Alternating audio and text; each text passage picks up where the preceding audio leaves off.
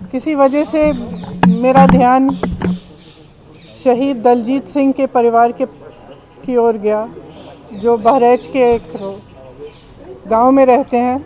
मैं उनसे मिली थी। उनकी पत्नी पर मेरा ध्यान गया।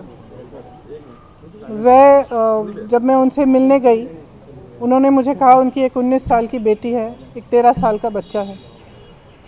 तो हमारी बातचीत हुई परिवार वालों से। उन्होंने कुछ ज़्यादा कहा नहीं, चुपचाप बैठी थी। अंत में जब हम जाने वाले थे तो मेरे पास आए। उन्होंने कहा कि मुझे बहुत डर लग रहा है, मैं अपने पति के बिना इन दोनों बच्चों को कैसे संभालूंगी। अपनी बेटी के लिए डर है, हम यहाँ अकेले रह रहे हैं, डर है। किसी वजह से मेरा ध्यान उन पर गया, क्योंकि मैंने सोचा कि वो क्या सोच रहे होंगे कि जिस सरकार के मंत्री के बेटे ने उनके पति को कुचला, जो प्रधानमंत्री उसी दिन, शायद उसके अगले दिन लखनऊ आए, या शायद उसके 1-2 दिन पहले लखनऊ में थे। लखनऊ से उनका घर 15 मिनट में पहुंच सकते थे हेलीकॉप्टर में। वो क्या सोच रहे होंगे कि ये प्रधानमंत्री हमारे यहाँ नहीं आए, कुछ बोला नहीं। उन्होंने पूरी तरह से हथियारों का संरक्षण किया। आज भी उनके साथ मंच पर वो मंत्री खड़े हैं। वो आज माफ़ी मांग रहे हैं जब 600-700 किसान शहीद हो चुके हैं। क्यों मांग रहे हैं? क्या ये देश समझ नहीं रहा है कि चुनाव आ रहे हैं? उनको लग रहा होगा परिस्थितियां ठीक नहीं हैं। विधानसभा के चुनाव जो हैं, उनका सर्वे आया है, उसमें उनको दिख रहा है कि परिस्थितियां ठीक नहीं हैं। तो अब चुनाव से पहले वो माफ़ी मांगने आ गए हैं। तो देखिए, हमें समझना पड़ेगा, जो सरकार है उसके ही नेताओं ने किसानों को क्या क्या नहीं बोला। आंदोलनजीवी, गुंडे, आतंकवादी, देशद्रोही, ये सब किसने कहा? जब ये सब कह रहे थे तो क्या हुआ? प्रधानमंत्री जी चुप क्यों थे? बल्कि उन्होंने आंदोलनजीवी शब्द बोला।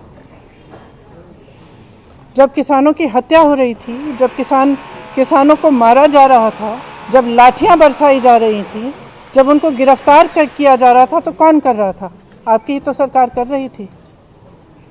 आज आप आकर कह रहे हैं कि ये कानून आप रिपील करेंगे, तो हम कैसे भरोसा करें? हम आपकी नीयत पे कैसे भरोसा करें?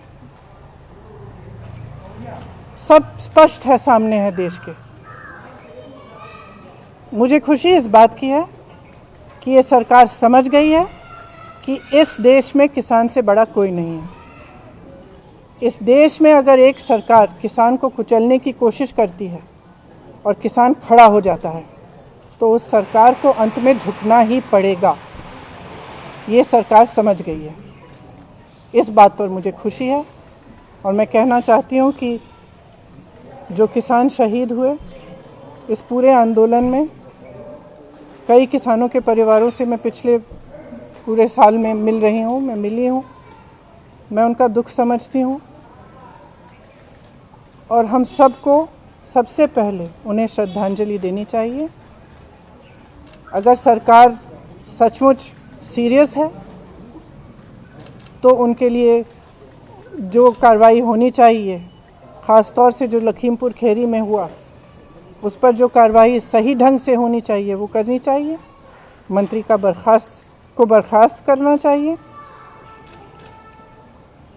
और इस पूरे देश में जो किसानों की आवाज़ उठी है, हम सबको उनके साथ हमेशा के लिए खड़ा रहना चाहिए। किसान की बहुत समस्याएं हैं। आज हर तरफ से मजबूर है, हर तरफ से वो कर्ज में डूबा हुआ है। मैं ललितपुर गई, ललितपुर में भी आपने देखा कि खाद की लाइन में खड़े खड़े उनकी मृत्यु हो गई। कुछ किसानों ने आत्महत्या की। तो किसानों की जो समस्या है, जिसके लिए किसान आंदोलन कर रहे हैं, उसको ठीक तरह से समझना, उनकी समस्याओं को ठीक तरह से सुलझाने का कर्तव्य हम सबका है।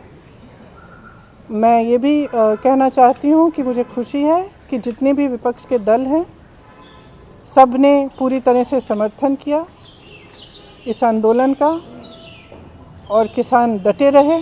हमारे भाई बहन जो दिल्ली के बॉर्डर पे भी थे और तमाम प्रदेशों में सब डटे रहे और आज हम उन सबको धन्यवाद देना चाहते हैं। जैसे मैंने कहा, जो शहीद हुए हैं उनको श्रद्धांजलि। ये तो स्पष्ट है, ये बहुत स्पष्ट है। देखिए, जनता में बहुत विवेक है, जनता सब कुछ समझ रही है। और इतना समय क्यों इंतजार किया? इतना समय क्यों इंतजार किया? आप आज तक तो आप कुछ नहीं बोले, एक बार आप बॉर्डर पे नहीं गए, एक बार किसानों से मिलने नहीं गए, एक बार बातचीत नहीं की। जहां हत्याएं हो रही हैं वहां भी नहीं गए आप, इतना पास आकर नहीं गए। तो आज अचानक क्या हो गया है?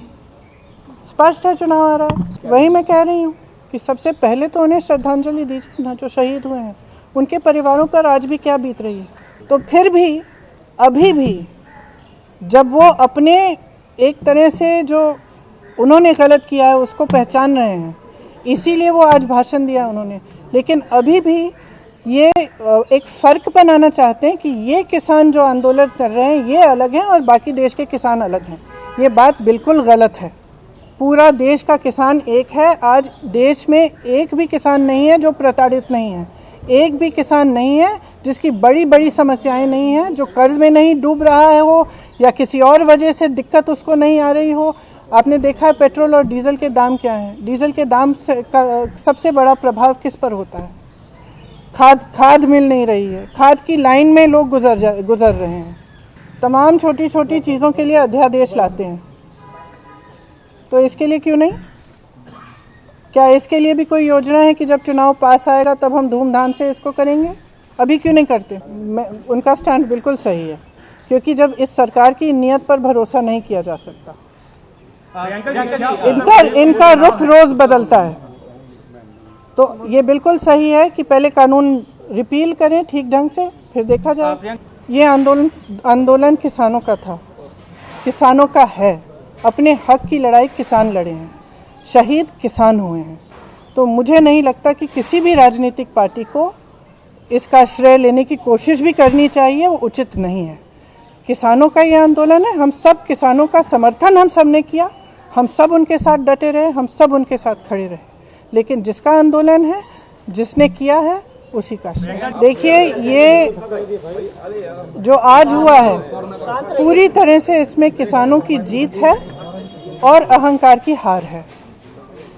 तो सरकार समझ रही है कि जब देशवासी, जब किसान खड़ा हो जाता है, जब डटा रहता है, तो उसी को झुकना पड़ता है। और ये मेरी तो आशा है कि आगे भी जो गलत कार्य ये सरकार करती है, जो गलत कानून लाती है, उनका विरोध होना चाहिए और सबको एकजुट होकर खड़ा होना चाहिए और सरकार को झुकना ही पड़ेगा। मेरे भाई ने शायद पिछले साल ही कहा था, एक बयान दिया था कि अंत में सरकार को झुकना ही पड़ेगा, क्योंकि किसान की जो शक्ति है इस देश में सबसे बड़ी शक्ति है, अन्नदाता है इस देश का। ये देश किसानों ने बनाया है। देखिए, पंजाब की जनता में बहुत विवेक है। पंजाब को किसानों ने बनाया है। किसान सब कुछ समझता है, मुझे समझाने की कोई ज़रूरत नहीं है। वो सब समझते हैं कि क्या हो रहा है, सब देख रहे हैं, पूरा देश देख रहा है कि किस तरह से राजनीति हो रही है। मैं कह चुकी हूँ कि ये बहुत ही स्पष्ट है कि जो चुनाव की परिस्थितियाँ हैं उनको देखते हुए आज ये निर्णय लिया गया।